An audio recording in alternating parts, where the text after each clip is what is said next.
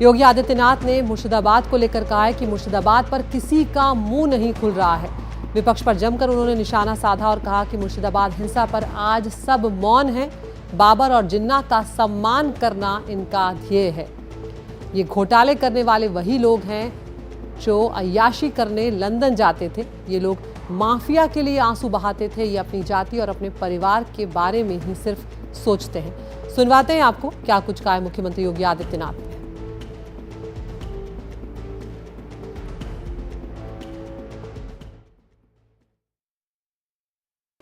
जैसे आज मुर्शिदाबाद जल रहा है, याद करिए 17 के पहले उत्तर प्रदेश में भी ऐसे होता था।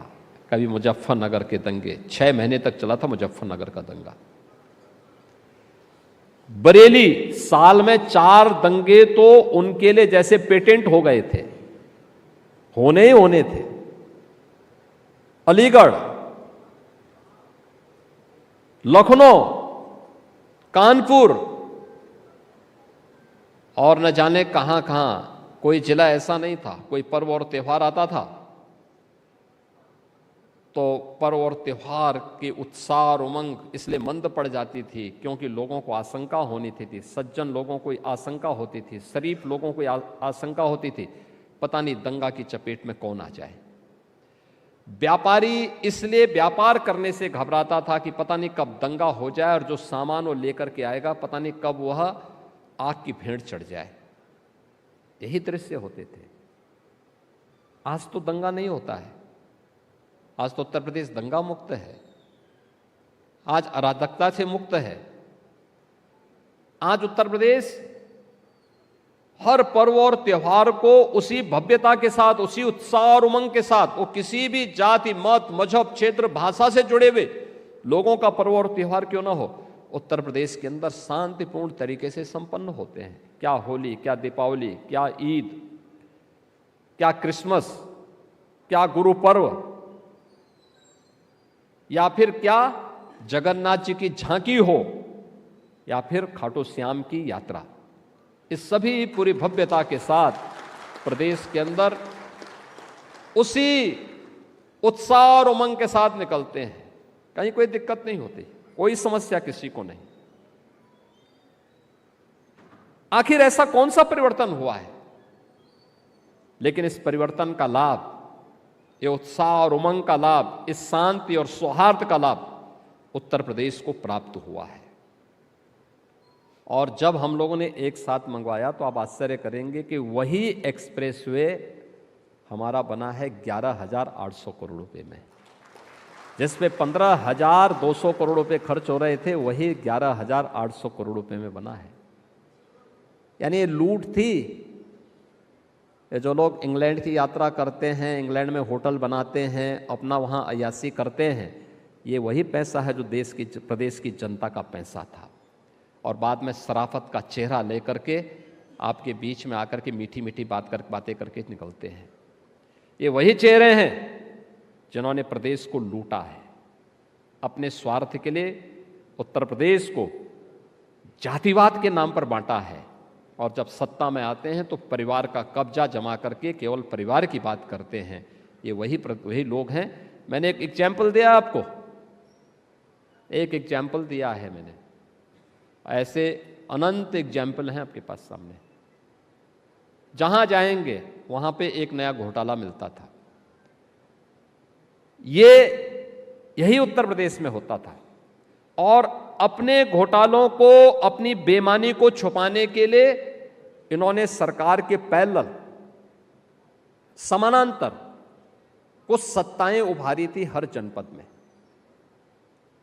उसी को कहते थे 1 डिस्ट्रिक्ट 1 माफिया। हर जिले में एक माफिया उनका था।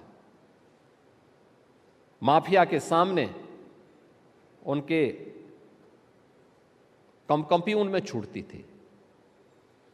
माफिया वहां पे अपनी मर्जी से पूरी व्यवस्था का संचालन करता था। वही दंगा भी करवाता था, प्रदेश की संपत्तियों में भी लूट खसोट करता था, ठेकों को हथियाता था, प्रदेश को अराजकता की ओर धकेलता था, बेटी और व्यापारी के सामने भी पहचान का संकट खड़ा करता था। और सरकार बदली, दंगा मुक्त हुआ, आज उत्तर प्रदेश माफिया मुक्त भी हो चुका है। इन लोगों से पूछा जाना चाहिए, इन लोगों ने अपने कार्यकाल में कितने दलितों के मकान बनाए,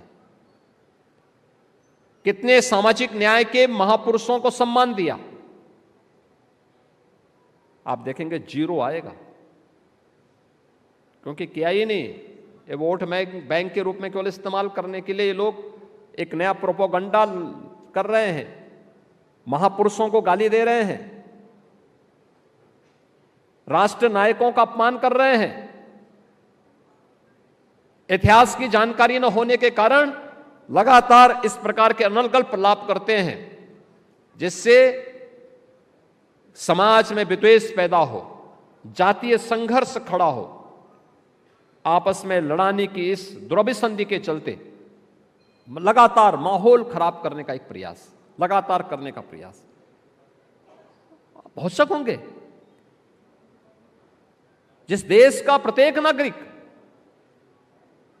छत्रपति शिवाजी महाराज को सम्मान देता है, वहां पे वोट बैंक के लिए छत्रपति शिवाजी महाराज के प्रति टिप्पणी करना और औरंगजेब को महिमामंडन करना, ये देश के साथ कहां का न्याय है? जो बाबर एक आक्रांता के रूप में प्रत्येक भारतवासी मानता है,